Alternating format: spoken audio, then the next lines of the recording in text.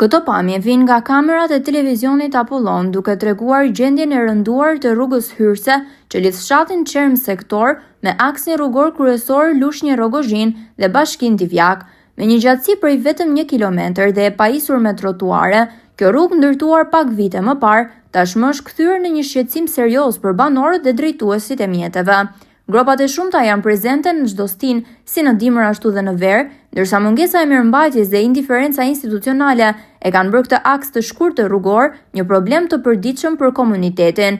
Përveç kësaj, qendra administrative Çerm Sektor, e drejtuar nga Fadil Balliu, vuan nga mungesa e theksuar e investimeve në rrugët e lagjeve dhe fshatrave të saj.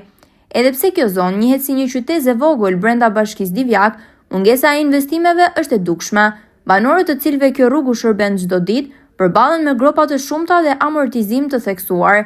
Kjo situatë bëhet dhe më problematike për fermerët, të cilët hasin vështirësi të mëdha gjatë transportit të prodhimeve bujqësore drejt tregjeve të Divjakës. Disa banorë, të cilët preferuan të flasin jashtë kamerës, u shprehën se askush nga autoritetet nuk po merret me këtë rrutë të amortizuar, e cila është lënë në harres. Gropat bëhen edhe më të rrezikshme gjatë orëve të mbrëmjes, duke vënë në rrezik drejtuesit e mjeteve, por edhe këmbësorët. Ka ca gropa. Me mjeta rregulloshë. Bërë ca bërdurat i vesh. Bërdurat. Sa vite ka në këtë gjendje? S'ka shumë, jo. S'ka shumë vite, po. E kanë lënë me dhore këtë rrugën.